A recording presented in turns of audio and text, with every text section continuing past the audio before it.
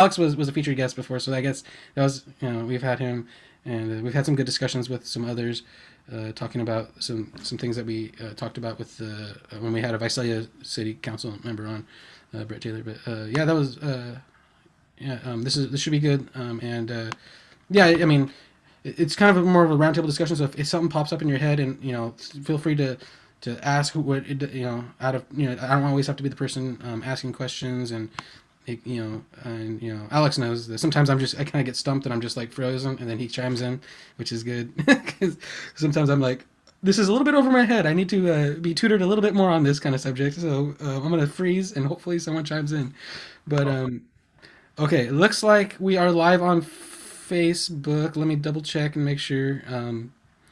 We are live on Facebook, okay, and Instagram. So, hello everybody. We have one person watching on Facebook. I'm gonna get the link right now and put it in the chat. But while I'm doing that, let's have everyone introduce themselves. We'll kind of go in order of what we're gonna with the interview. So, Mr. Segala, would you please introduce yourself? Hi, hello everybody. My name is Jose Segala, and I currently serve as a council member in the city of Tulare. I was elected in 2016, became very proud to be the first Latino elected to the city council since its founding in 1888. So it took about 128 years to get a Latino elected to the city council in Tulare. And then in 2018, I became the first Latino mayor in the city. So I served for 2 years as a mayor, and then just recently was elected to the city council once again in 2020. I currently work as a union organizer for SCIU, which is a union that represents county workers here in Tulare. So I work closely with nurses, road yard workers, office managers, social workers, and making sure that they have support at their job. And I was born in California. First, my parents are immigrants to this country's first generation. So I was the first in my family to graduate from high school. First in my family graduate from college. I'm a proud graduate of Berkeley. So I graduated from Berkeley, Cal. And so I'm glad to be here today and answer any questions. We'll talk a little bit more about some of the stuff I've worked in the past in the legislature and some of the things that I'm doing now. So I appreciate being on here. Awesome, thank you. Noah, go ahead. Hi, yes. So my name is Noah Elbaz, and I am currently a candidate running for Clovis City Council. I have been in the Clovis area since 2013, but originally I hail from Alexandria, Egypt. So I was born there, and I've had the opportunity to live across the world. But coming here as as an immigrant has been a really just wonderful way to relate to a lot of people here in the community. We do have a lot of immigrants like myself here.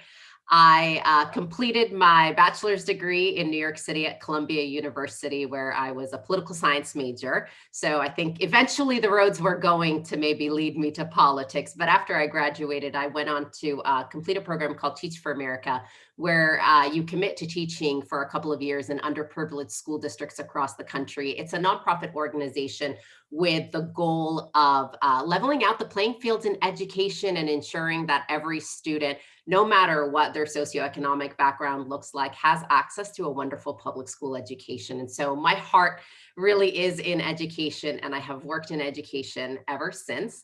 I've worked across levels in education. With students pursuing trades programs, with students pursuing their bachelor's, master's, doctoral programs. I myself am a bit of a school nerd. I think education is the solution to so many different things. So after I completed my bachelor's, I've also completed my master's in education and an MBA. So I want to make sure that no matter what I'm doing, I'm always helping open doors for education for other people. So running to bring a diverse perspective to our city council and to ensure that our students here in Clovis have access to phenomenal programs and lots of opportunities for education and forward growth. Sweet. Awesome. Yeah, I'm definitely hoping you win. Alex. My name is Alex Gutierrez. I'm an activist here in the city of Tulare and Tulare County all around. I am with the Tulare County Democratic Club. I serve as president, and I'm also the secretary of the Tulare County Democratic Party. Sweet. Okay. All right. Let's get right into some questions. Mr. Segala. So you did give a little bit of brief background. Do you want to tell any like some of your favorite success stories in the past? I know you have quite an extensive history in politics, but anything that's popping out, or do you want to start where it all began, like Sure. Let me talk a little bit about you and I talked about this yesterday. I started off as a student activist. Like I said, I grew up in a real tough part. I grew up in LA, the west side of Los Angeles, and I grew up during a time where being a young brown or black kid was tough. I mean, it's tough now, but when you hear about this Black Lives Matter and about all this stuff, I mean, this was something that I, as a teenager back in the mid 80s faced. So it's something that unfortunately hasn't changed in that long. But I was able to graduate from high school. I did not was expected to go to college, so I ended up going to a junior college, in this case, Santa Monica, and fell in love with activism. Met a great people there that mentored me, that helped me out, not only academically, but in terms of activism. One of the early things I learned was to balance activism and academics, meaning that you couldn't be too much of a bookworm or a nerd and not use the knowledge, intellectual knowledge that you gain as a student to make a difference. And then you couldn't be out there at every rally, at every protest, at every thing that's happening and not be able to use your school to make a difference. So I learned that early on. And so I graduated, transferred to Berkeley, then got involved in Oakland politics there as a student activist again, got involved with the nonprofit. I got involved early on when I was at Berkeley. I got hired to help people install software and hardware. This was a time where there's probably only 5 websites in the whole world, early on. And so I worked on the project that brought together Latino nonprofits in San Francisco, Oakland, San Jose, Berkeley, throughout the Bay Area. And back then it was amazing that you can write a document, email it to someone in San Francisco, they can make some changes and then send it to San Jose, make more changes, and you got it in Oakland. That was like amazing. It was like, wow, this is our version of going to Mars. So I worked on that project for a couple of years. I met a lot of nonprofit directors, and one of them happened to give me a little portfolio at a Christmas party in San Francisco and said, hey, you like politics, here's an opportunity. It was an application for a Senate fellow, to be in the Senate fellow program, which is a project of the legislature. There's 4 fellowships: the Assembly, the Senate, Executive, and the Legislative. So I applied. I was able to put in my application at the last minute, last day, got it postmarked.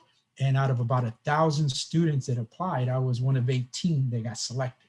So I ended up working in the legislature, worked for a guy named Gary Hart, which is a senator, not the Colorado one who had the young lady sitting on his lap, but the one from Santa Barbara, who was a chairman of the education committee for many, many years. And so I started working in the state capitol in 1993 as a fellow. One of the committees I was assigned to was education. So I basically did a lot of help write legislation, we met with lobbyists, kept track of legislation.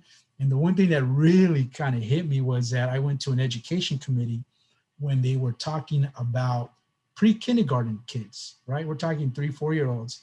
And the people that were making decisions about 3-4-year-olds on average were 75 years and older. They probably went to pre-kindergarten in the 1900s, early 1900s. So I was like amazed that there was, that much out of touch. But I ended up spending a number of years, close to 20 years, working in the state legislature. I worked everything from being a fellow to being an analyst to being a legislative research and becoming a district director, and a committee consultant. So I had a great experience, had a lot of opportunities to work on a number of things. As I mentioned to you the other day, Justin, I was very proud to be part of a team. I worked for a young legislator. His name was Marco Fireball, who represented the southeast part of Los Angeles: Bell Gardens, Commerce, Maywood, Huntington Park, Southgate were the areas that we represented. And back in 1999, before all this whole thing about dreamers, now everybody knows what a dreamer is or a DACA student. Well, in 1999, we got, or actually in 2000, it took us a couple of tries. But in 2000, we passed Assembly Bill 540, which was a bill at that point that allowed undocumented students to go to college and pay the same state tuition as if they were born and raised here. Obviously, back then, we didn't call them dreamers. We didn't call them, they were called Leticia A students, which was the name of a case at the University of California. And so in the year 2000, back then, Governor Gray Davis signed a bill, AB 540, that allowed kids who were undocumented, who couldn't prove residency, and got accepted to, let's say, UCLA or Berkeley or UC Davis, to pay $4,000 in tuition as a resident versus the $18,000 as a non-resident. And so that was one of the first bills that I worked on. We did a lot of different stuff to help immigrants. As I mentioned, one of the bills that I worked on with Senator Hart was a bill that increased the fine for farmers and growers that did not provide bathrooms. Back then, 1993, the internet was new, computerization was new. So if you were a farmer or a grower who owned farming in Coachella, in Tulare, in Stockton, and in Salinas, if you got in trouble for not providing drinking water and toilets to farm workers, you only paid $50. That was $50 fee, a fine, which to them was nothing. But the bill basically linked them all using computers. So if you got busted in Coachella, it was $50. If you got busted in Tulare, it was $500. If you got busted in Modesto, it was $5,000. And then you got trouble in Salinas, it was $50,000. So the fines kept, going. So those were some of the others. And then the one that I really also feel proud of early on in the legislature was I used to watch a show called Rescue 911 with William Shatner. And there was a story about a little girl who fell in a pool, and her mother pulled her out, called 911 and saved her life. Well, where I lived, there was a lot of people that didn't have phones. They had pay phones on the corner. So if your child got hurt and you had to get a 911 call, you either have to run to your neighbor's house or down to the payphone to call 911. So given my experience working on that LatinoNet, that computer, the project, I figured out there were these things called the warm lines, which basically, if you were a college student, you went into your room, to apartment, you plugged in your phone, you called the 611 and you give them your social security number and all that. And then an hour later you had phone service, right? So you didn't have to go to the, phone company or any of that stuff. So anyways, the bill basically did is it provided 911 for free to every single California household that had a phone jack in it. So if you had a phone jack and you couldn't afford the money to pay your bill, you still had access to 911. So that bill, believe it or not, was signed by Pete Wilson, a Republican governor back then. And so that was one of the bills that I worked. It came from an idea from watching TV. I talked to my boss, the senator, and said, let's introduce it. And it became law in 1994. And so, so I've had the opportunity to work on a lot of stuff, working in community folks, and learn a lot about politics.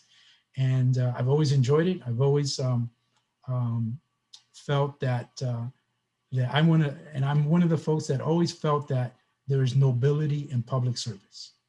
Politicians get a bad rap for this and that, and there's a lot of folks that do bad things. But I always felt that public service, and I know Noah's looking to run and get elected. I always felt that there was a nobility in helping others.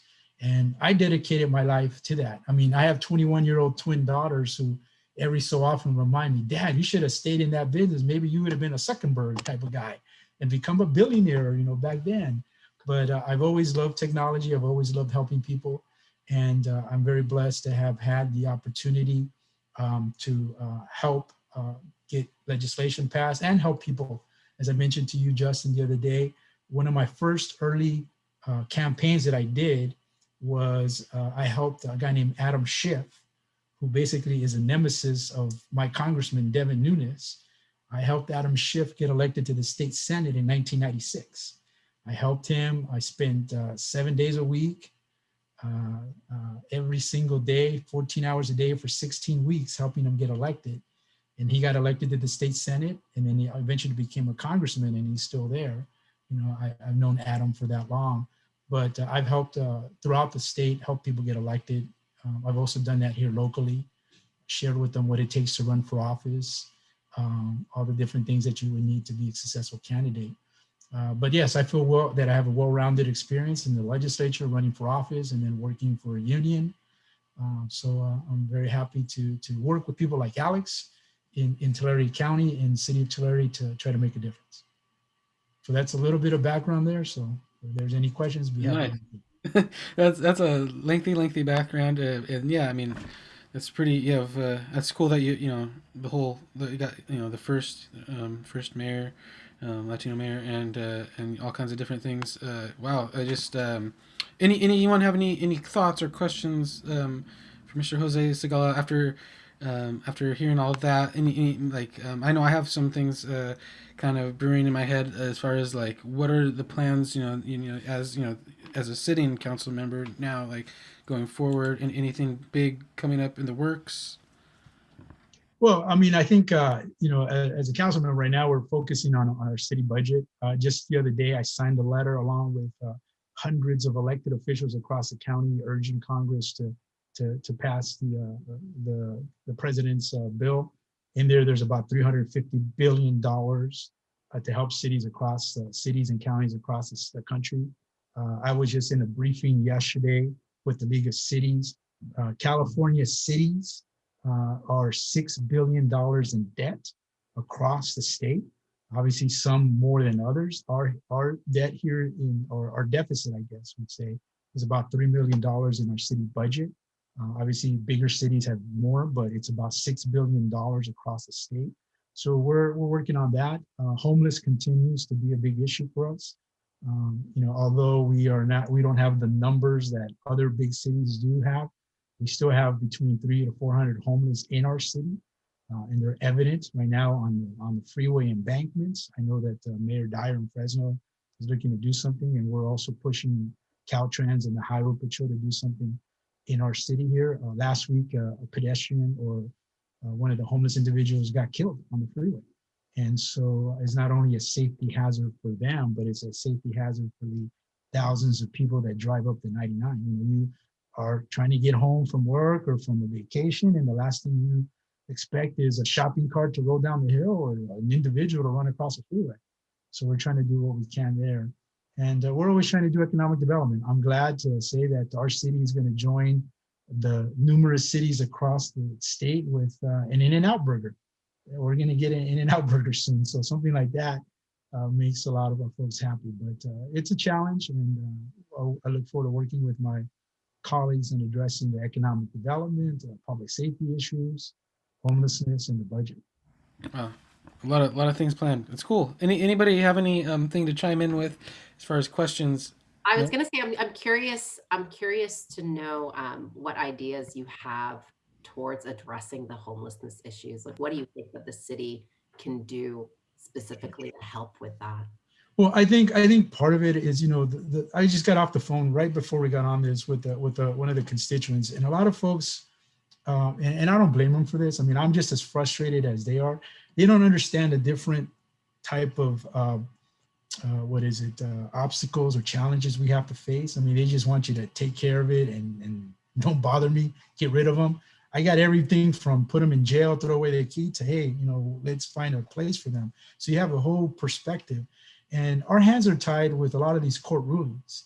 And so what we try to do is right now our focus is trying to build an emergency shelter. We don't have a shelter in the city that has that big of a numbers. Technically in the city of Tulare, we have 201 homeless individuals. I would say it's probably double that, but for governmental purposes, for resources, for nonprofits, it's 201. We currently offer 70 beds. So that means that we have to provide 130 more beds for our police department to be able to remove people from public spaces, parks, trails. Now we can deal with private property and we can deal with the railroad, but when it comes to public spaces, we're handcuffed by this Boise, Idaho ruling that basically said it's not a crime to be homeless and it's not a crime to want to sleep. So unless the city has a shelter for you, you can't sleep in a public space. But a lot of people in the general public don't know that. They probably don't care. They just see the trash and they just see the homeless. So right now our priority is to, actually next week, we're having a special council meeting, or actually no, the 23rd, we're having a special council meeting to set up criteria where we can set up a homeless shelter. Because everybody wants a shelter, but then nobody wants it next to their home. Nobody wants it next to their business. Nobody wants to even be around the corner. So what the city council is going to do is say, look, we're going to set some parameters.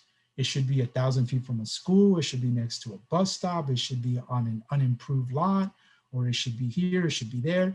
And then that way, whoever wants to set one up can say, hey, the council says this is the area we want it, and then we can work with them. Because the city, and you may know this, hopefully once you get elected to council in Clovis, the city's job is not necessarily to run the shelter, but to partner with those that can. Yeah. We're happy to go out and find the money. We're happy to use the money we get. We have about $500,000 towards a shelter. So we've already set that aside. But in order for it to be successful, we have to have partners that run it.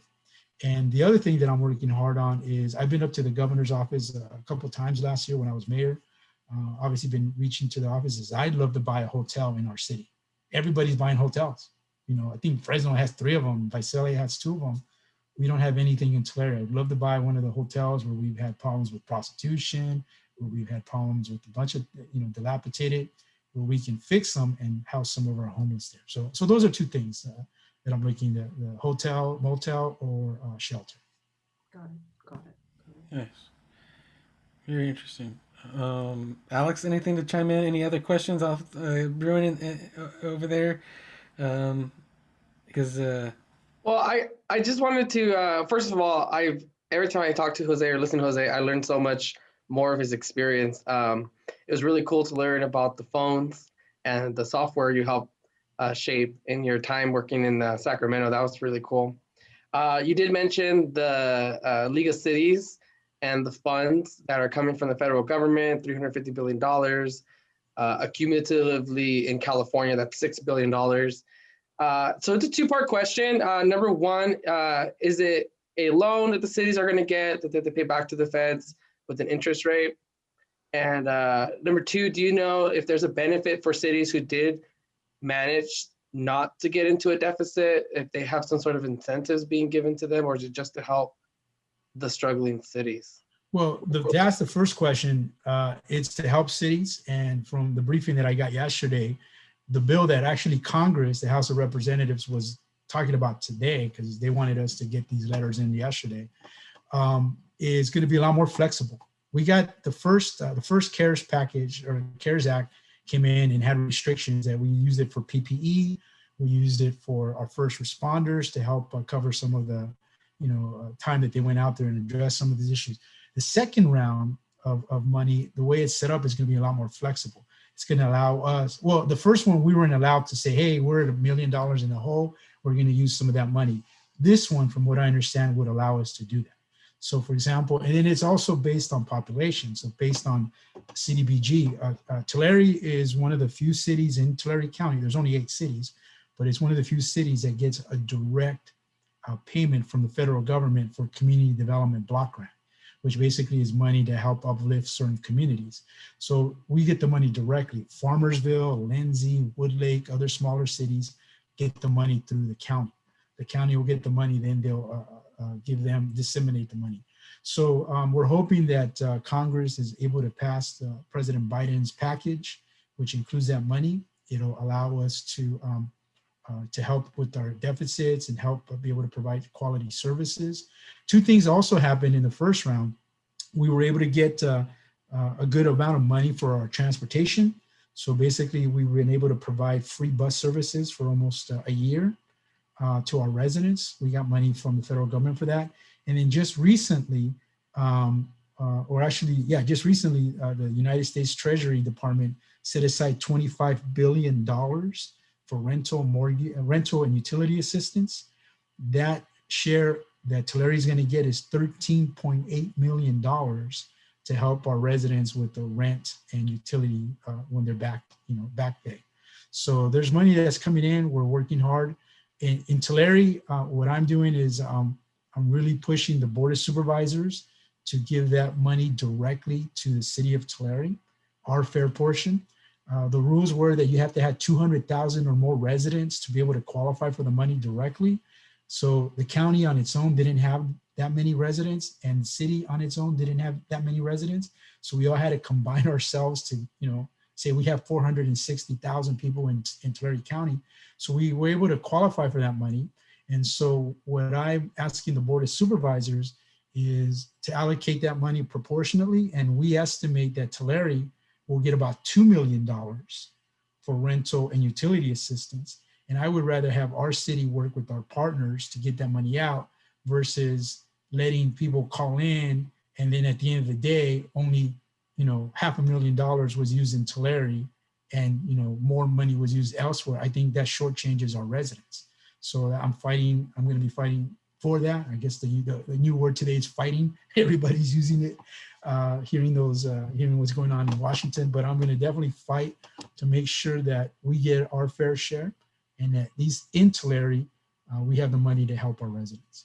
So I know that was a long-winded question, but Yeah, no. And Justin, I have two more if that's okay. No, totally. Yeah, I have like zero. I'm trying to like look over my notes right now. So keep going with the questions, Alex. Yeah, no, because I know Jose has to leave, but you mentioned the $500,000 the city has reserved for a shelter, and then you also mentioned that you're going to find some other entity to manage the homeless shelter, right. Because you said the city can't or doesn't want to or something.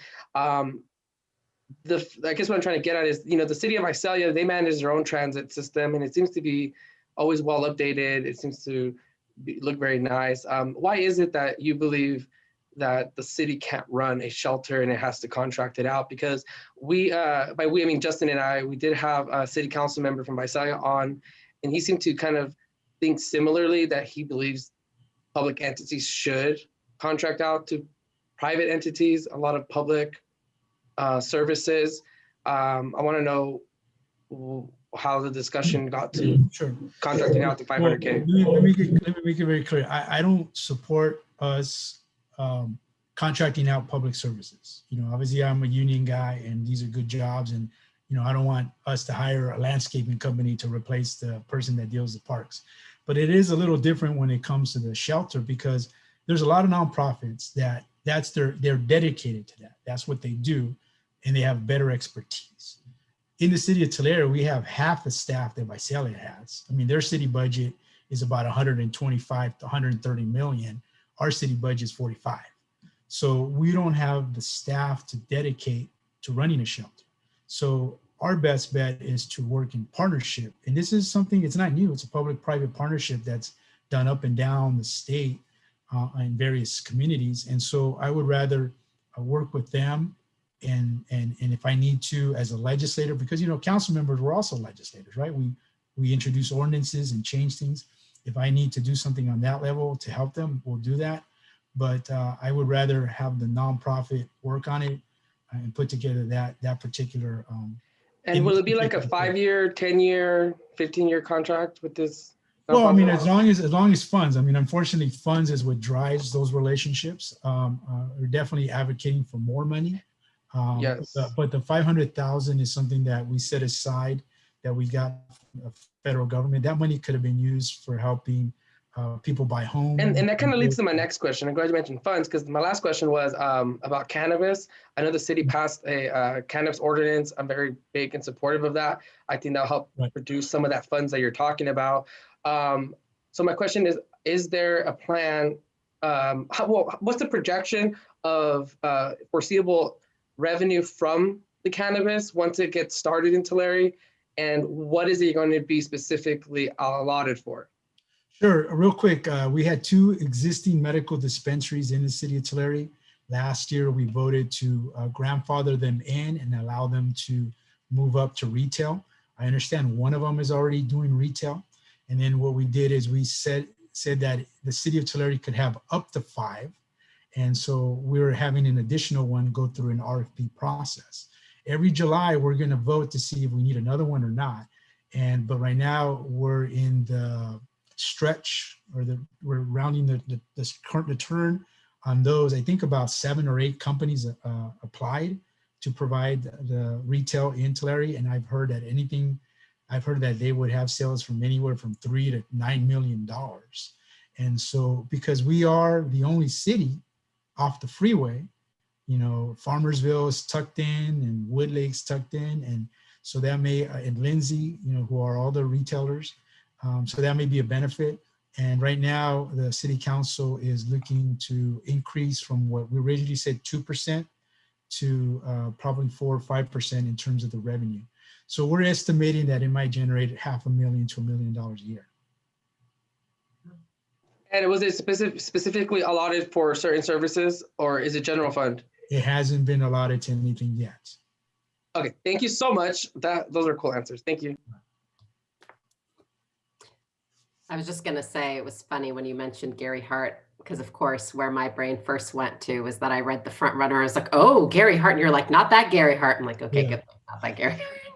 No, yeah, he's a chair of the, actually, he's the one that really taught me how there was nobility in public service. I mean, the way he carried himself and, Yeah. but you know, back then politics were, I mean, yes, they were partisan, but at the end of the day, it was a lot. Nobody was storming the Capitol. Exactly. Yeah, it was a lot different. I mean, And it's refreshing to hear it, right? Because, you know, I always get so frustrated when I hear people talk about, you know, you don't want the government infringing on this, or you don't want the government doing that. And it's always so interesting to me when I hear that from people who work for the government, right? If you don't believe that you have a role in serving people, you're in the wrong job.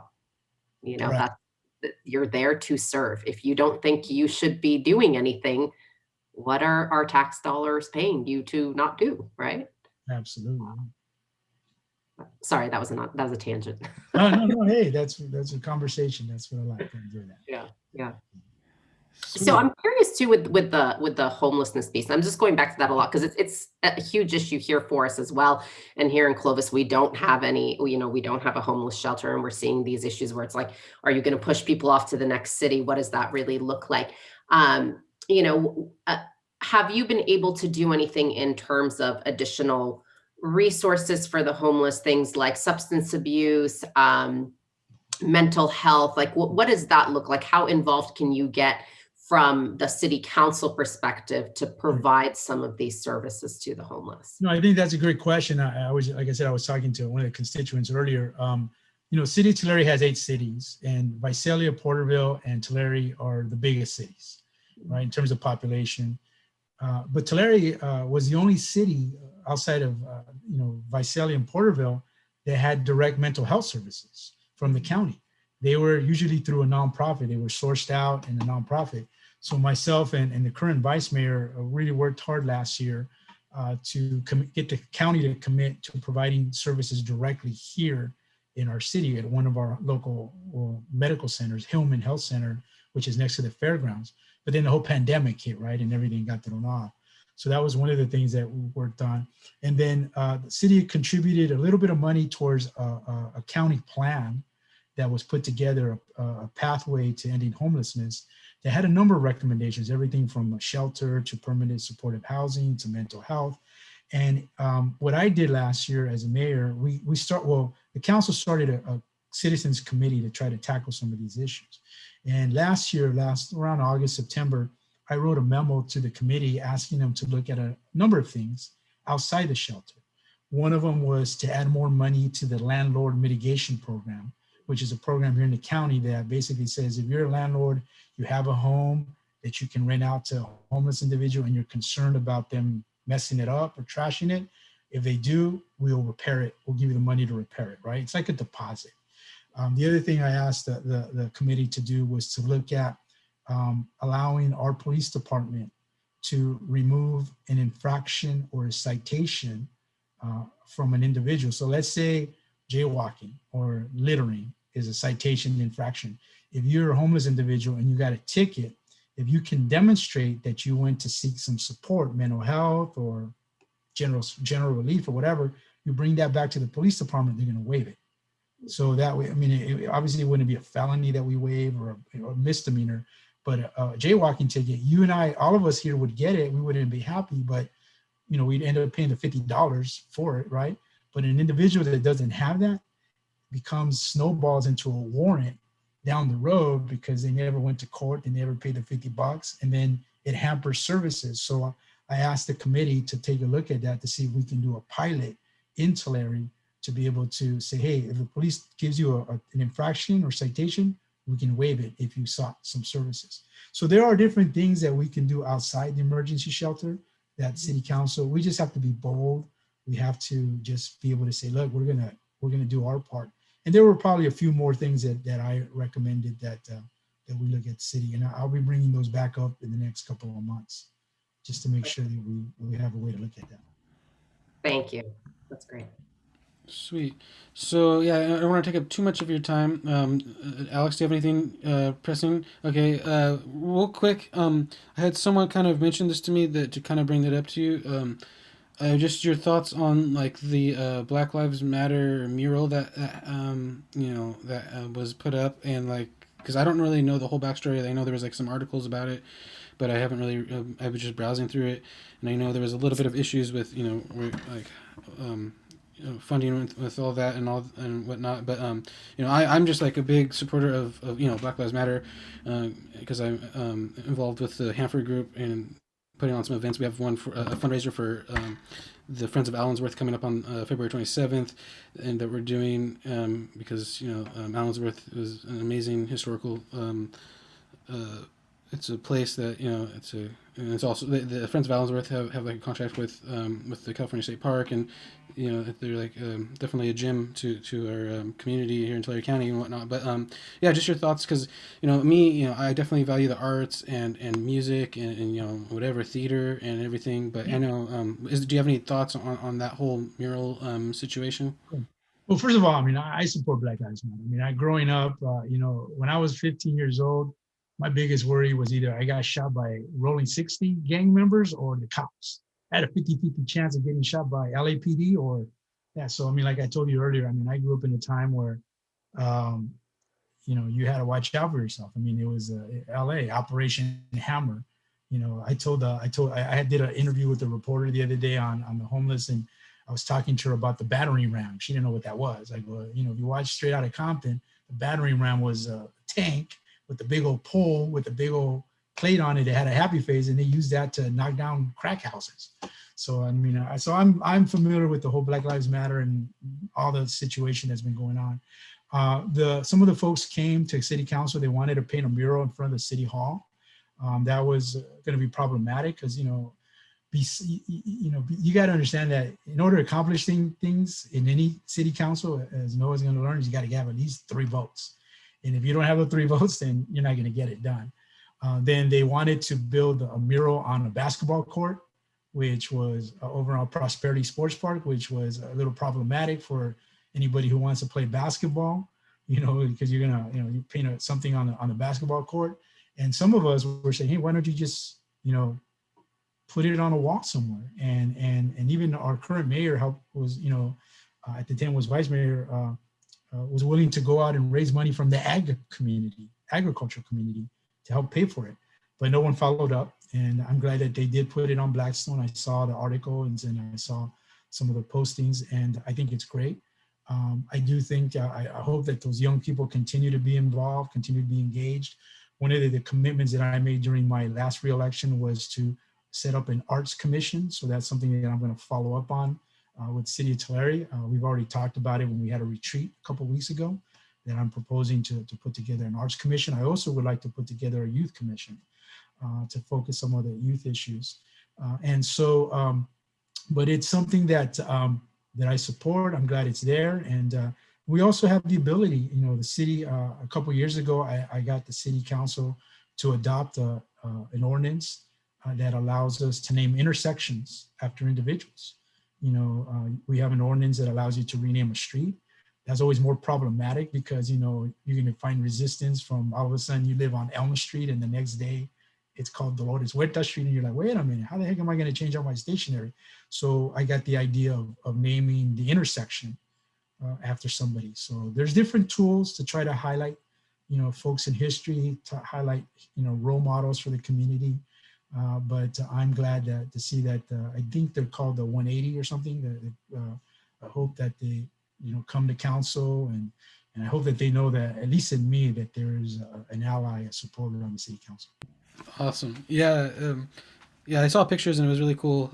Really cool. You know, it was had different like flags and whatnot from different countries, and it was very, you know, it had a message of unity. Even though some people try to say that it's like an exclusive sort of thing, but it is really, it's like, you know, the goal is to, you know, to have, you know, try to bring everyone together, and whatnot from different cultures and stuff, and everything. So yeah, I really appreciate you coming on. Does anybody have any other questions for Mr. Segala before he has to get going? Yeah, I mean, I definitely hope the whole the what you're trying to do with the arts and, you know, and the youth. I hope that definitely it goes well, because I feel like that is something we definitely need in the valley.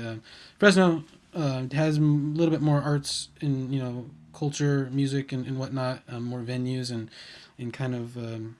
I guess they're a little bit larger and whatnot, but yeah, I do feel like it is a need for youth to be able to express themselves and have an outlet, since we don't have as many venues, and it, you know, I do feel like tiny bit like the opportunities for youth are there's a little bit of a neglect, or just not a lot of, not as much people are investing in it as they should, because but I mean, I'm kind of biased because like I was a music major and I graduated from Chico State with a degree in music, and then I've been in education since then, and then and whatnot. So I, yeah, big supporter of the arts, and yeah, so I'm stoked that you got plans to work on that issue. Great. No, I appreciate it. And Noah, if I can be of any help, I put my number on there. So if there's any questions. Oh, wonderful. Perfect. I'm going to take you up on that. So, but thank you guys for the opportunity. I hope that I'll be able to do something down the road again, you know, talk about these particular issues, or work with you guys on Justin and Alex on some more stuff. Definitely. For sure. The last thing I think I mentioned to you, Justin, is I'll be working with the city on putting together like a government 101 program in Tulare, because a lot of people don't understand the different levels of government. They just blame the government for things. So we're going to try to educate folks on what a council member does, what an assembly member does, and all that stuff. So That's very important, Jose, because it's it seems to be lacking in the education system, because I asked my little brother and my son, and you know, I think when I was in school, I got basic civics, but I don't know what, you know, what's happening, but that would be very, very good for sure. Great. Thanks for being here. no, I appreciate it. So I gotta run, but love to talk to you again, Noah. So Absolutely. I just wrote down your number and I dropped mine in the chat. So I will call you maybe this weekend, if that's okay, just to pick your brain a little bit. Sure. Wonderful. All right. Good All right, to meet you. guys. Well, thank you very much. So we'll talk to you soon. For taking the time out of your busy schedule, and let's touch. All right. Sounds good. Take care. I'm not sure if my computer's being a little bit it's freezing a little bit and glitchy, but yeah, Hey, God take care, Mr. Segala. And Noah, are you still there? I see everyone's frozen. Okay, there we go. Okay, everyone's there now. I think my internet connection's going kind of, but all right. All right, take care, guys. All right, take care. Jose. All right. Well, that was. Do you go just based, I'm just thinking for your internet connection, do you use video or are you only using audio? Because if it'll help, I can turn off my video. I know that sometimes helps with the bandwidth. No, it's fine. We'll just leave it as is. It was just for a second, it was kind of glitchy, but yeah, it's all on Facebook Live, so people are seeing the video. It's on YouTube Live, Instagram Live. So yeah, there shouldn't be any issues. But Noah, please, you know, for anyone that missed it, reintroduce yourself and then tell us a little bit about your background, your whole life story. But I mean, I know you don't have all day long too, and Alex has to kind of get going as well. But yeah, tell us everything you want to tell us, and you know, your plans, and then we'll probably think of some questions for you. But they probably won't be as hard as the debate questions, because. Oh. Yeah, no, those were good. Those were good. So yes, so my name is Noah, and I am currently a candidate for Clovis City Council. I am an immigrant. I was born in Alexandria, Egypt. I've had the pleasure of living in multiple countries across my life, but we immigrated to North America when I was younger. We moved to Canada and then immigrated to the United States after living in Canada for some time. So I've had the experience that a lot of people here have, where I learned English as a second language. So I had that, that fun experience of kind of baptism by fire in terms of, of learning the ropes as an immigrant. But I think that's a really valuable experience to have. And I think that, from the opportunity to have lived in lots of different places, I'm always able to see things from somebody else's perspective. That's really, really important to me. Whether I agree with you or I disagree with you, it's very important for me to see within any conversation, like the what's in it for you. I call it the WIFM, right? What's in it for me when I'm talking to somebody? What's in it for them when they're talking to me? To better understand perspective and really be able to bring people to common cause. I graduated from Columbia University in New York City. I was a political science major. My plan was law school. But my senior year, so I'm going to date myself a little bit here, but the start of my senior year, September, was September 9/11. So, going to school in New York City, going to school to Columbia. Columbia is one of those places that feeds off to to grad schools. People tend to go to, law school, med school, Wall Street, right? So, unfortunately, I lost friends in 9/11. I lost parents of, friends of mine lost their parents in 9/11. Having gone to school, high school on Long Island, I had, several friends who lost parents who were first responders. So it really was obviously a rather interesting way to start a senior year, but it really made me start thinking about, maybe there are some different things that I can do to have a greater impact. I want a little bit of a break from New York City, even though it is, an incredible place to be. I wanted to try something a little different. I wanted to do something that I felt was a little bit more meaningful. And so I was fortunate enough to be accepted into the Teach for America program, which is a nonprofit that is the goal or the mission of which is to ensure that every child has access to a quality public school education, and to level up the playing field, right? Where it should not be the level of your education should not be determined by the zip code that you were born in and the economic the economic conditions that you happen to be lucky enough to be born into. And that for me is really important. I've had the pleasure throughout my childhood to have experienced lots of different types of educational systems. I've gone to private schools, I've gone to public schools, but public school to me is the foundation of a community.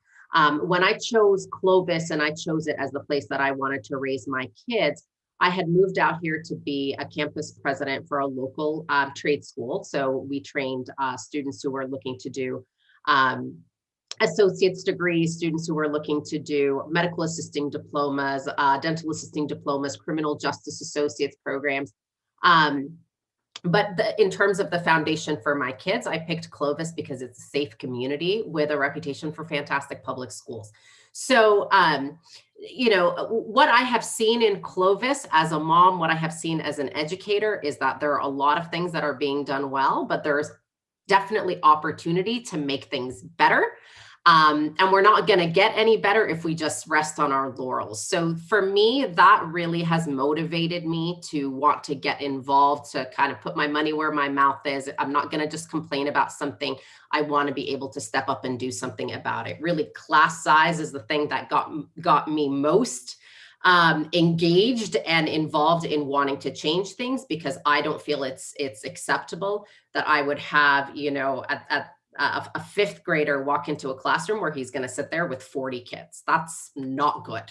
That's, any research that is out there on class size has shown that class size that is that large is detrimental to students' success. And the smaller we can get our class sizes, the better it is for every kid in the classroom. So, in terms of city council and why city council matters for that is that city council is responsible for how the city grows, for making good decisions about that responsible growth in terms of how our land is being used, in terms of how many housing communities we're going to let build up, and how we're going to balance that with those other pieces that make up a vibrant community. So in every direction I look around my neighborhood, I'm going to throw a rock and I'm going to hit a new housing development. Housing developments are great, but we need the educational infrastructure. We need the parks, the open spaces. the land and space required for commercial development, right? We need people to be able to have jobs living in Clovis. So those are all the things that really draw me towards leadership here locally. And the other big piece is that our local leadership doesn't represent the diversity that exists in Clovis. I know a lot of people look at Clovis from the outside and think, it's a super conservative, super, white place. But really, there exists a lot of diversity here, not even just from the perspective of race, but also from this perspective of thought, of religion, of backgrounds. And you really need to be able to mirror that diversity and see yourself mirrored in the leadership of your community and really bring everyone to the table. And throughout my career, having worked across areas of education, I know how to bring lots of differing points of view to the table around a shared common cause. In education, it's always with the notion of putting a student first and doing what's in the best interest of a student.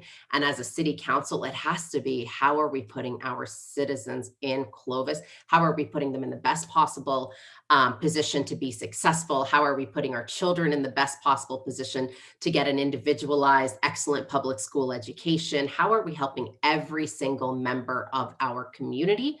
We don't do that when we all think the same way. And I think there's a real appetite for that change and a real appetite for that diversity. So that was my long-winded, little bit about me. Nice.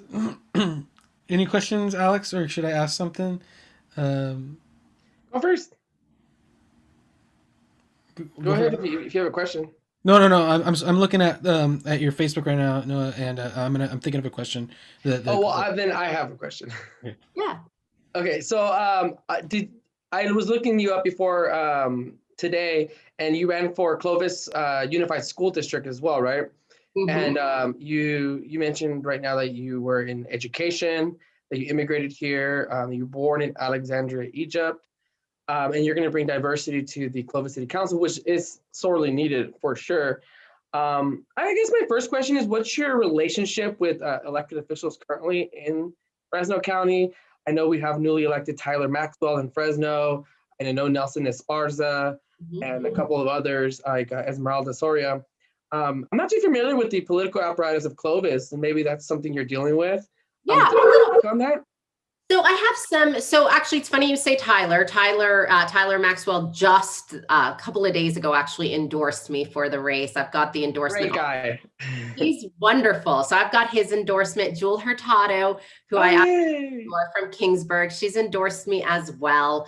I have had I've had some, to be honest with you, I've had some really wonderful conversations, some really wonderful dialogue with Councilmember Lynn Ashbeck, who's actually one of my opponents, but she's wonderful. She's been incredibly open and honest in sharing, sharing feedback with me, as has Vong Wanatoa, who's the other council member that I'm running against. So in terms of collegiality and openness and responsiveness to open dialogue, both of them have been great. We may approach, we certainly in some respects approach issues from a different perspective and have a different perspective on how we want to get the city to where it needs to be. But I will say it has been very, very nice to see that we all have common cause in terms of making Clovis stronger. I have some, I've had some great conversations with one of our newest board members, CUSD board members, Yolanda Moore, who won in the race where I wasn't successful, but she's been great in terms of giving me feedback.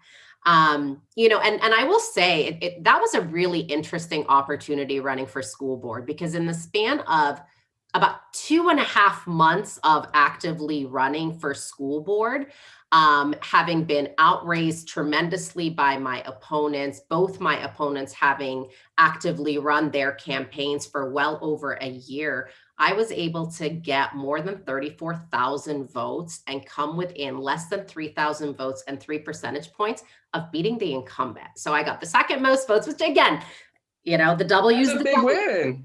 But it was a huge win. And I'll tell you, the biggest win for me was the relationships that it allowed me to create, was the doors that it allowed me to open, and the conversations that I have been able to have across Clovis.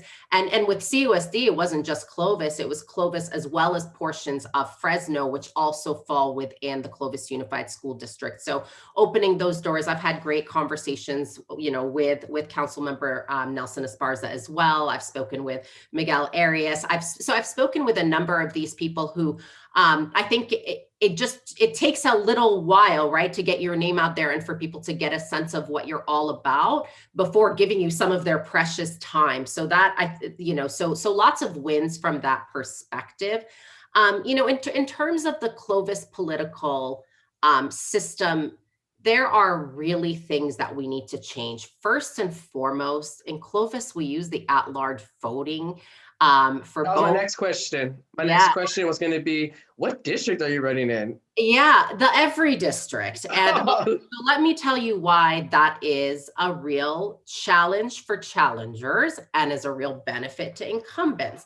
Because in an at-large election, you have to get out in front of everybody across the community. With CUSD, I had, I was trying to reach more than 150,000 people in this race. It's an incredibly large number of voters that you're trying to reach. I want to say it was around 117,000 voters that I'm trying to reach in Clovis. Well, when you're the incumbent, or if you're independently wealthy, which I'm not, right? It becomes easier to use that megaphone to make your name well known. And so because we don't use district elections, because we use at-large elections, that's one of the primary reasons we don't have diversity of representations. Not everybody can afford to run for office.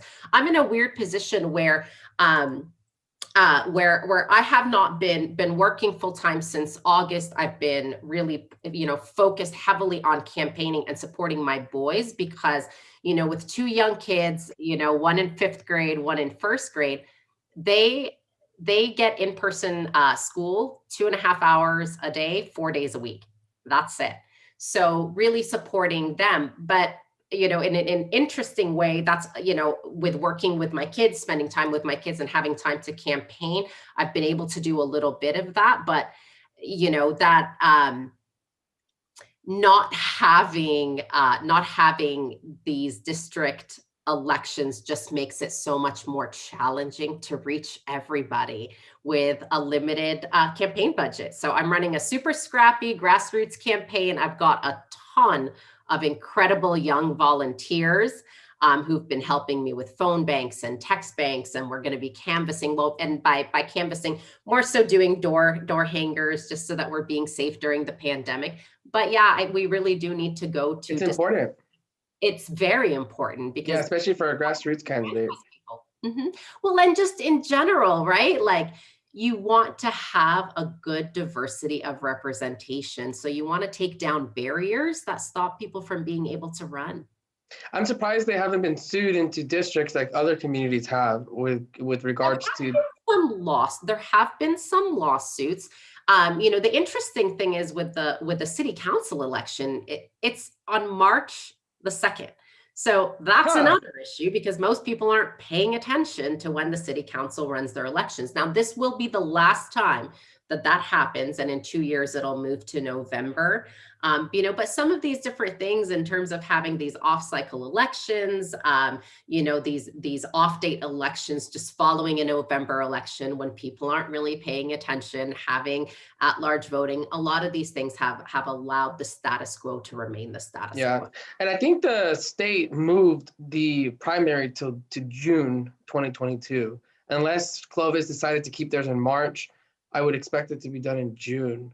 For the primary, to be honest with you, I'm not sure when the primary will fall for the 2020. It'll be the 2022. Yeah, I think it's June. I remember reading up on that because I thought it was going to be in March too, which is really close when you think about when you need to pull papers and everything. But I thought I read it was June, but I could also be wrong too. But my last question was in regards to your comment about building relationships in your last run and all that. We did ask Jose Segala about his support for Black Lives Matter. I wanted to ask you more specifically though, in your supports to organized labor and how that will help influence you in your position if you are elected to city council, and whether you have reached out to all the local unions. Yeah, so funny you should mention. So I do have the endorsement of the Central Labor Council. I also have the endorsement of the sheet metal workers, the International Union of Operating Engineers. I actually just, for the first time in forever, saw people in person this morning, and I went to actually meet with the Building Trades Union in person. I had the opportunity. They were so gracious to give me some of their time to speak with them. Union work is incredibly important, like even down to my signs. I was at Peerless Printing this morning in Clovis picking up my banners. Local matters, right? Supporting local businesses matters, and unions provide good paying wages. Having agreements and contracts that allow us to have buildings that come up from local unions, it's huge for so many reasons, right? Obviously, from first and foremost, you're hiring local people and giving them good paying jobs that support their ability to live in the city, right? And one of the other day I was on a call. I was on a call with it was the sheet metal workers, and one of the members was he shared a really great story with me, where what he said was, just in terms of how much it means to him to be able to drive in his community with his kids and to point at things and say, I was a part of that. Mhm. That is my work that goes into supporting my community. And for me, and I told him as much, that really what it reminded me of is within education, right? You teach people, you support people's ability to learn, and then it's so incredible to then be out and about in the community and see the people that you've helped to educate working in the community, right? So when I walk into a doctor's office and my medical assistant who's giving me my vaccine happens to be a graduate from my school, right? Or that registered nurse is somebody that we trained, or the dental hygienist is somebody that that I've had a hand in helping to train. That's meaningful work. It's meaningful for building a community. So union, I'm a big supporter of. And I like that you said that, because it's true. When you have a community that you're personal with, you see them around, you're happy that they're succeeding. And a lot of that translates into also with our police force. Like, everybody knows our police force and our firefighters are essential workers. We need them. We respect them, but we need more of that community touch where they're known in their communities and in their neighborhoods.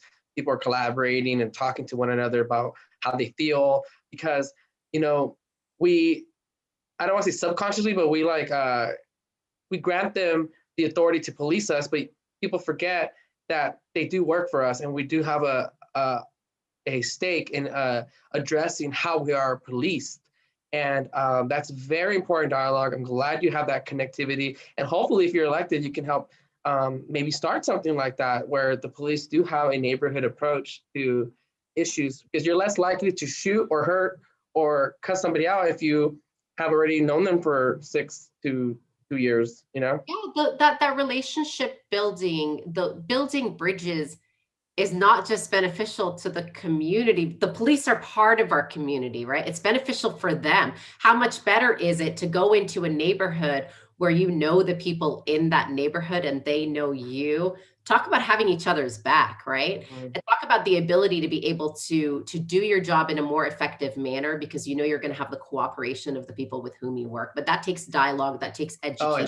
Again, I always come back to education. The more well-educated we can all be. And I don't necessarily mean just in terms of like book smarts, or you have to have like your bachelor's, or none of that. It's not about that. It's about having access to the best information possible that helps you be the best at what it is that you do. And in some instances, and I've spoken with labor about this as well, right? In some instances, that's meaning that we have to ensure that we have good opportunities for trades education for people who do not have the time nor the inclination, and it's really not up in their wheelhouse to spend 4 years getting a bachelor's degree. That's not for everybody. Yeah, it's not. And Justin, I'll let you chime in now, but I do have to go, but I am curious to know what your first language was. You mentioned that. I didn't.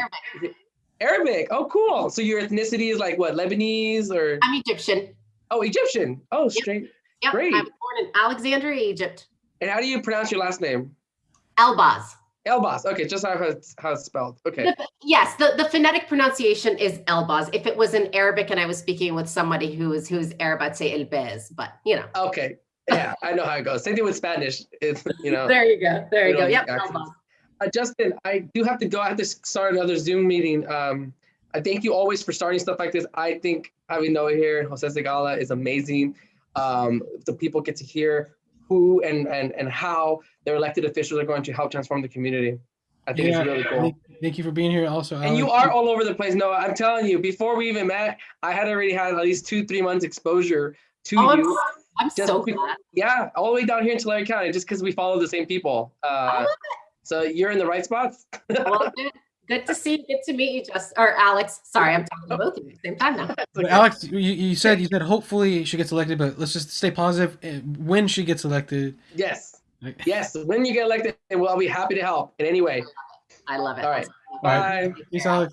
Yeah, I don't want to keep you too much on, Noah. I do appreciate you taking the time and coming on. It's awesome. I'm glad that people are we don't have a huge audience because a lot of people are at work, but they'll be watching. I know people are gonna say that. And we'll have to connect at some point about music because that's my secret passion. So. Oh, definitely, yeah. That's like, do you play something or? I sing. That was my thing. I used to play piano, but now not so well.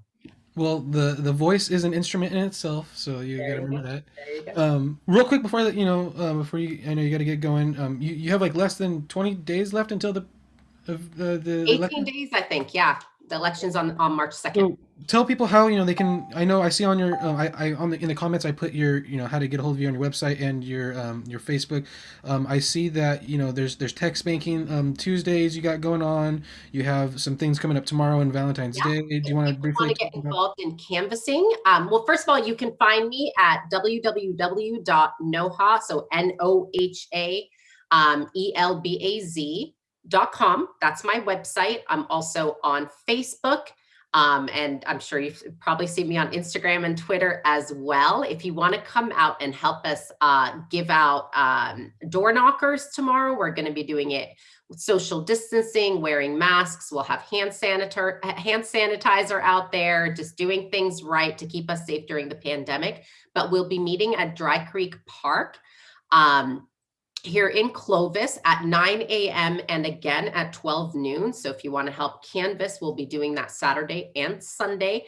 And then we have phone banking and text banking on Tuesdays, Thursdays, Saturdays, and Sundays. So all of that information is there. I can also drop in a link tree where people can sign up for all of those various sessions. So I've put them here in our chat, Justin.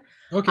Yeah, and I'll put that in the comments. That's the best place to go because it has information for everything. It has the campaign website. The other thing that I would say, because I am running a grassroots campaign and because I am up against, all those incumbency dollars, I have gotten the support of nearly 200 individual donors who've given to my campaign in large and small amounts, especially those small amounts are what make a campaign. So I would much rather get $1 from 10,000 people than $10,000 from one person. So any contribution that anyone can make to help the campaign, no matter how small, goes a very, very long way. Sweet. Yeah, I'm stoked for the outcome. I'm gonna watch the G Wire. I think you said GV Wire. GV Wire. I shared it on my Facebook. Okay. And then the League of Women Voters is hosting another forum next week as well. So what date is that? That is on, I want to say Wednesday, but let me just confirm before I. It's pretty interesting. They got debates all the way up until the election. Like that's. Oh yeah. I mean, and a lot of people will, a lot of people do wait. I prefer, if you have your ballot already, fill it out, Noah Elbaz, and just pop it right back in the mail or in a Dropbox. But yeah, you can vote right up until March the 2nd. And the League of Women Voters is holding a conversation with all of us candidates at 5:30 on Wednesday the 17th. Nice. And I'll have all of that on social media too, if people need to find out. Sweet. Let's see. We went through a lot, and I don't want to keep you too much longer. Anything else you want to share before you got to get going? No, I think I've given you lots of my spiel, but yeah, just definitely check me out on, on the various platforms there. And I encourage people, pick up the phone and call me. I love having conversations with people. That's the best part of doing this, is meeting and interacting with people. So just reach right out to me. Sweet. Yeah, we're all rooting for you down here, and yeah, I'll reach out and see what I can do as far as helping you out in the coming days to the election. You know, I got some good feelings about it, really good feelings, and so I'm hoping for the best. And yeah, I appreciate your time and wish you the best of luck. Thank you so much. Great talking to you. Great forum too. Really nice to hear from Jose and from Alex. I took lots of notes. I learned a lot. So. Nice. All right. Take care. Thanks Bye. so much. Bye. All right, see you soon. Bye.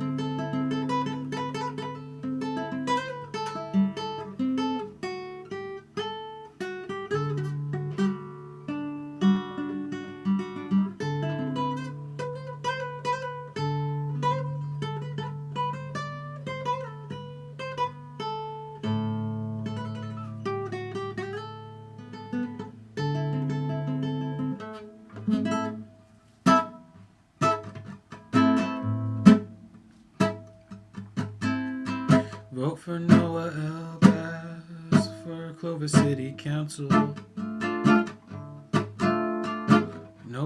Vote for Noah Elbaz if you know what's good for you. Vote for Noah Elbaz for City Council. Clovis City Council. Vote for Noah. Vote for Noah. Clovis City Council. Clovis City Council. She'll be the best city councilwoman in the West. So vote for Noah Elbaz. Vote for Noah Elbaz. Vote for Noah Elbaz. Vote for Noah Elbaz.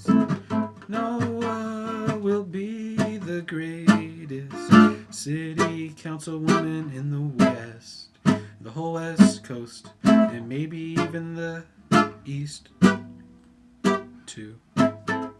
So vote for Noah Elbaz if you're eligible to vote in Clovis. Vote for Noah Elbaz. Vote for Noah Elbaz.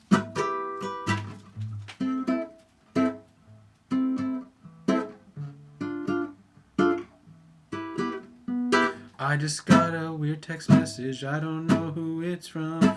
It kinda spooked me a little bit, like I was in a haunted house or something, cause I just looked at my phone and I got a text message.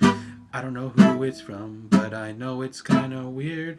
I didn't recognize the number and they said my name. I don't know who they are, what they want, who they were sent by. It's okay because they're over there and I'm over here and it's gonna be okay as long as they don't know where I'm at and they don't come and get me for some odd reason. I don't know why they would, but it's okay if they do. I'll just come out with my guitar and say, what it do, what's up, how you doing, what's going on through your head, why do you want to speak to me, why are you pounding on my door, are you trying to get me to vote for Noah?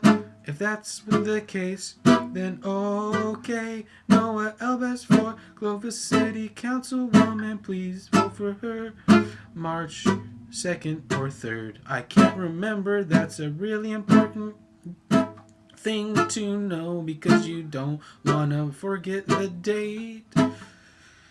Clovis City Council elections are coming up in March. No, it's not the 1st, but it may be the 2nd or 3rd. So figure it out and go vote if you're eligible. If you live in Clovis, please vote for Noah Elbaz. Please vote for Noah if you know what is good for you. Please vote for Noah.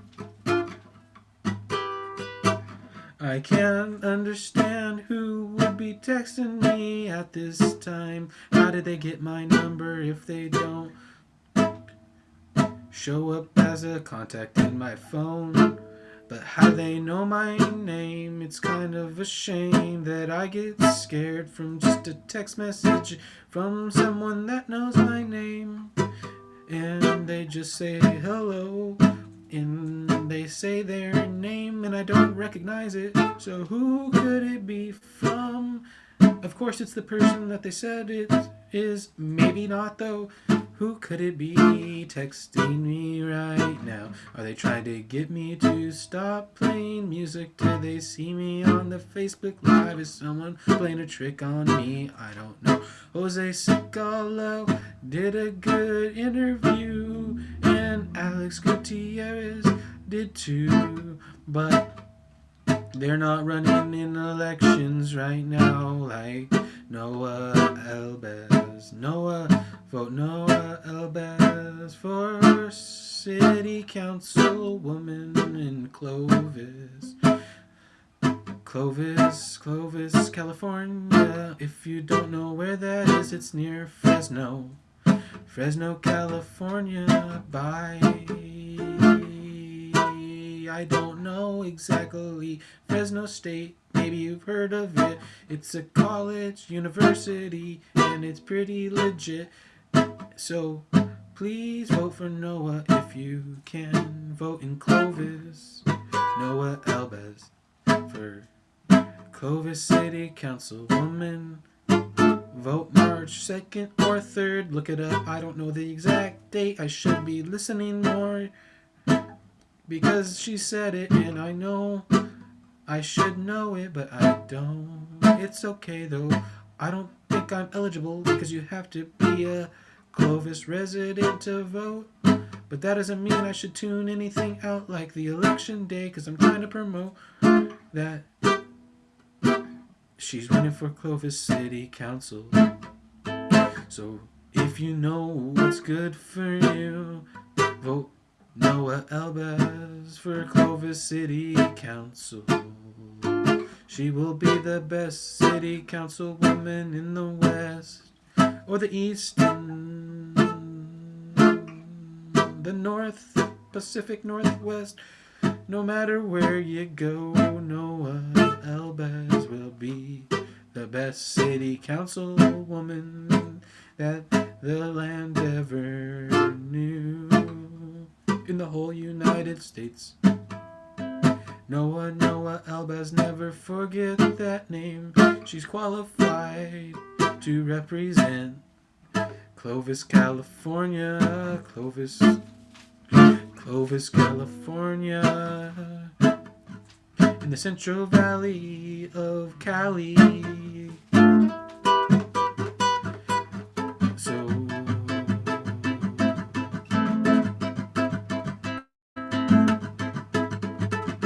if you want to know more about Noah, Linktree/Noah for Clovis.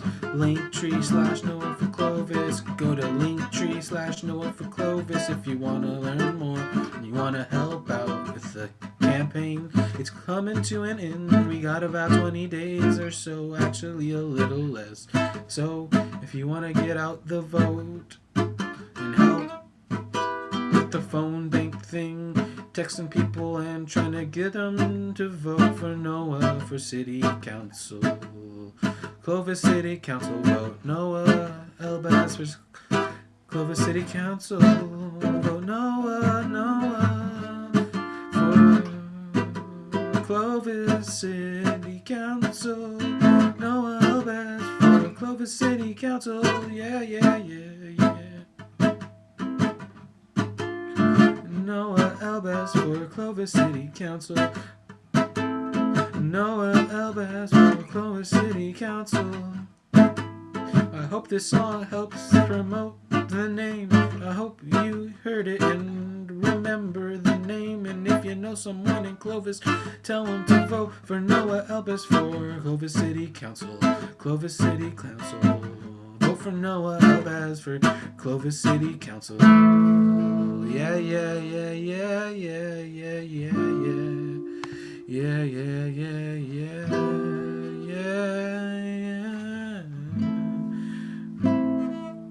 Go to Noah's Facebook. Noah Elbaz for Clovis City Council 2021. Vote Noah. Peace.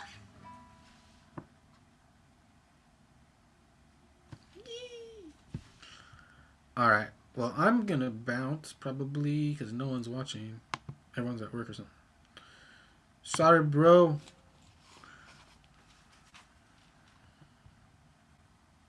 Oh, gosh. So let's see what this is about. What the heck?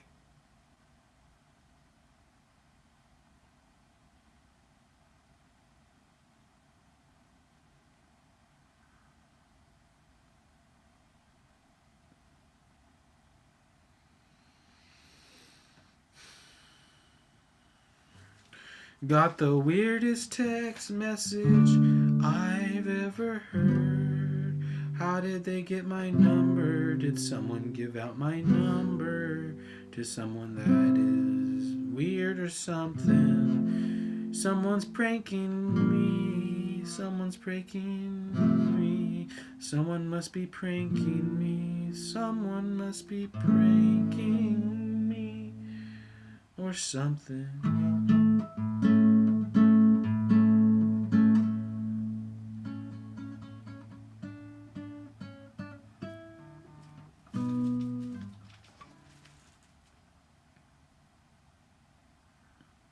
We spoke by phone yesterday.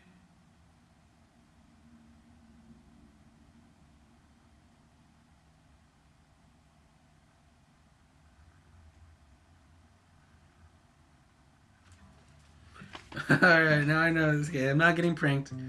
I just got fooled by myself. My memory's not the greatest anymore. But all of a sudden it's coming back to me. Someone just hit me up and it's okay. I take it back. All the things I said that was mean, that I didn't understand who was texting me. I just can't read very well sometimes when I'm playing and trying to read what they're trying to text me. But it was everything that we talked about yesterday, and it's fine. I guess I got short-term memory loss or something. JK, I just didn't recognize the number. It was not saved in my phone. They texted me and it kinda scared me, 'cause they said my name and they acted kinda strange, but it's okay. I forgive them, and I hope they forgive me for saying that I was scared by their text message that came out of nowhere. And there's one person watching on Facebook Live, and I wonder how many people are watching on Instagram Live or YouTube Live or Twitch. And I hope everyone has a good day out there, because you know that things are going kind of odd these days out in the universe, and it's okay. Just gotta take a walk and play some music every day. If you know what's good for you, and I should really take my own advice, because I never play that much music. I'm supposed to be writing a song about Devin Nunes, but I actually kind of forgot about it, because I never really thought that I should mention his name. Maybe I should keep it kind of anonymous, who I'm talking about. Someone just left the Facebook Live. They didn't like what I was saying about Devin Nunes, I guess. I don't mean any disrespect for you or him. I just don't really think that he should be congressman of the valley here, because he doesn't represent me or no one that I know, and it's kind of sad, but it's all good. Yes, there's a lot of cool people around in the valley. Yes, there's a ton of cool people with really cool philosophies on how to make things better for you and me. But how do we implement them? How do we get things going a little more quickly? I'm not trying to have Devin Nunes win another election, and I don't think we should keep doing the same thing, because Andrew Jans and Phil Arbayo both lost. No matter how close they got, they did not win, and so we can't just keep doing the same thing over and over and over again, because that's insanity or something. So we gotta change it up or something. So if you got any ideas on how to beat Devin Nunes, please drop it in my DM. Maybe I can brainstorm a thing or two how to beat Devin Nunes. Did I just say that?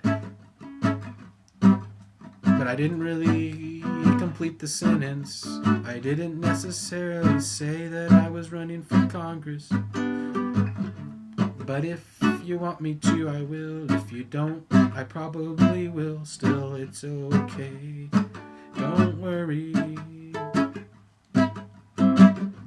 I got it under control.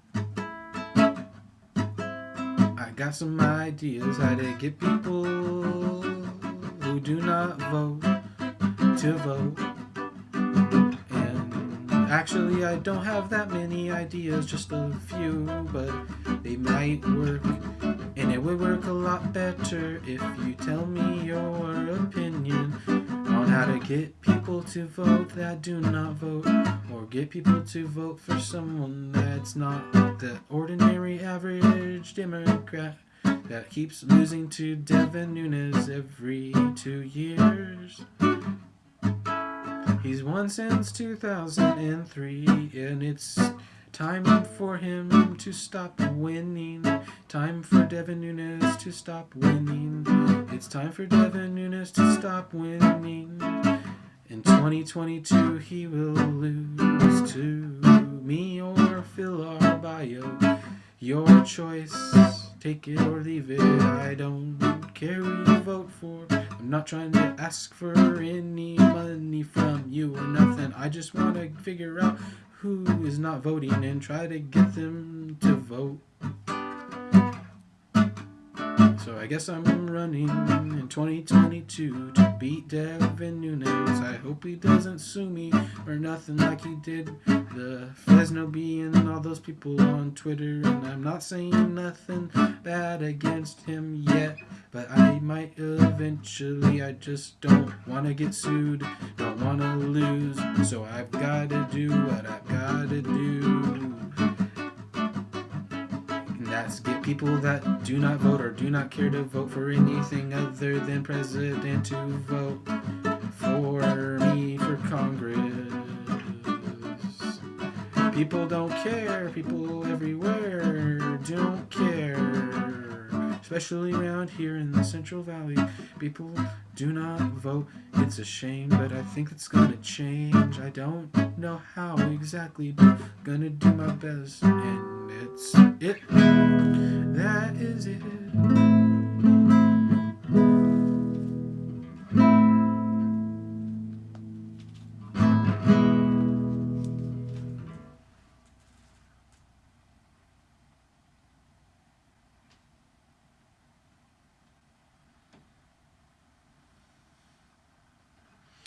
My phone is about to die. It's okay, I don't think I need to use it anytime soon. Do I have any more meetings coming up? Yes, I do, in about 10 minutes. So I've got to go in 10 minutes.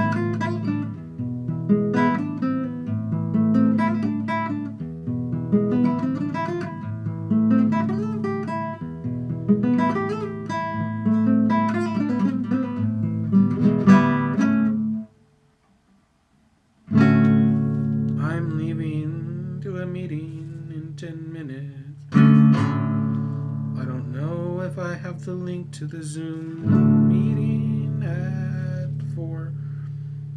There's a meeting at 4 about ethnic studies. And my phone just died, so there goes that. Let's see. Yes, I can look it up on Gmail. If I have a link. If I don't have a link, how can I go to a meeting? If I don't have the link to the Zoom meeting, I guess I can't go to the Zoom meeting. If I don't have the link to the Zoom meeting, I guess I can't go to the Zoom meeting. Thank you for watching this podcast. It's over. It's been over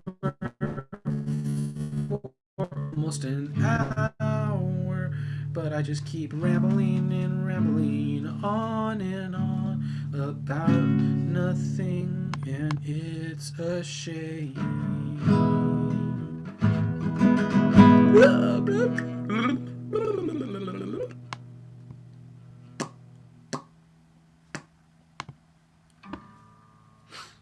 Well, that was a really good podcast.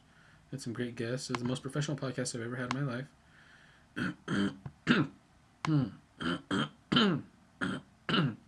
What's this? Blah blah blah blah blah blah blah blah blah blah blah blah blah.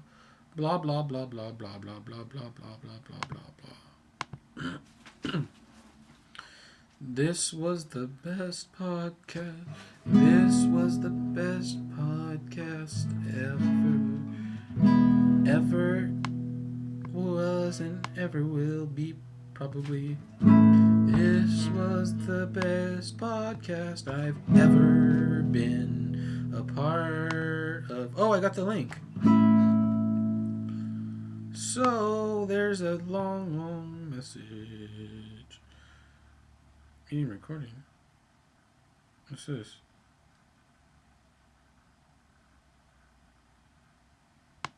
Interesting. That makes no sense. I've never seen a link like that.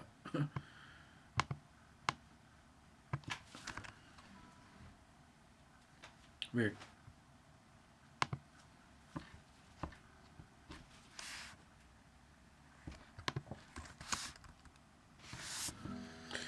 Well, we'll see what goes from here. Yeah, Monday. Monday, there's a podcast. Monday, there's a podcast. Monday, my falsetto's not doing too good today. Man, I cannot do a falsetto anymore, I guess. It's weird. I'm going to puberty or something. I don't know. But,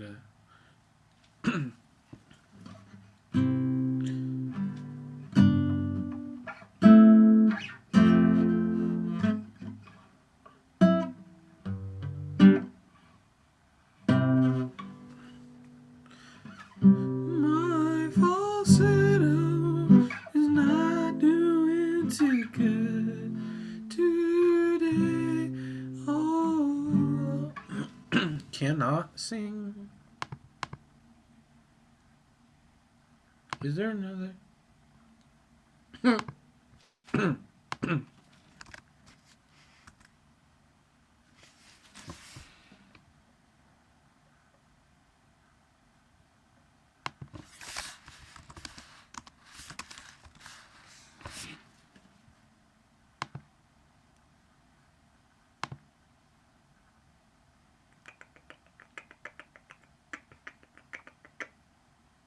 What's this?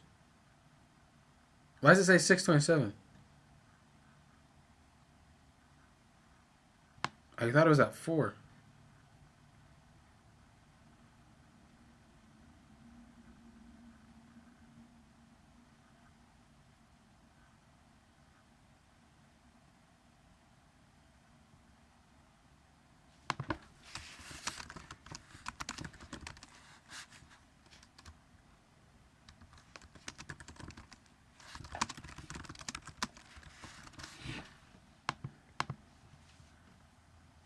I'm confused.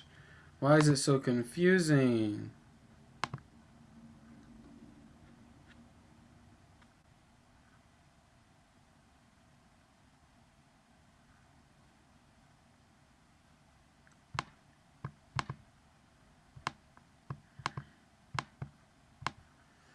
Okay, there is there is a meeting at 4. Okay, I'm just really confused.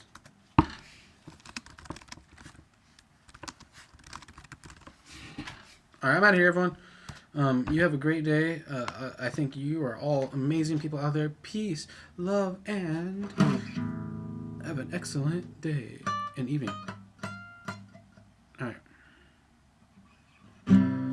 Everyone have a great day and a wonderful evening. Don't worry if you're worried.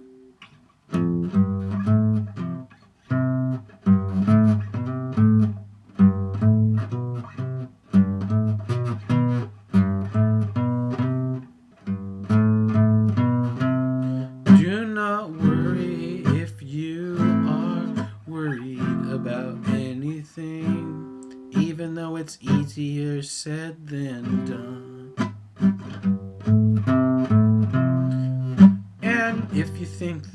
I'm a joke, then you're correct. Sometimes I'm silly as all heck. But just remember that you cannot be a hypocrite, so do not judge me yet.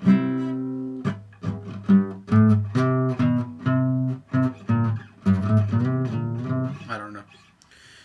Don't judge me just yet. That sounds like a different song. Don't judge me yet.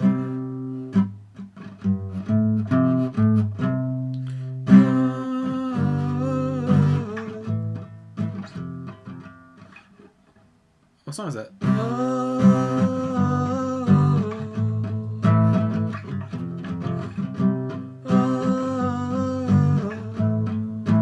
I don't know what song that is, but it sounds familiar.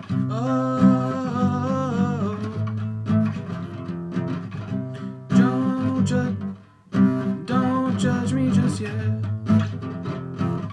Don't judge me just yet.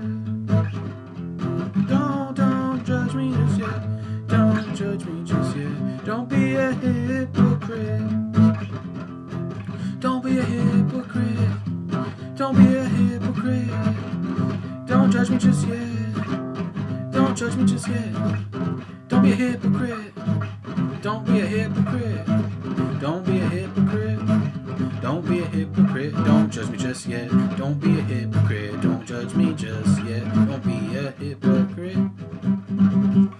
Peace.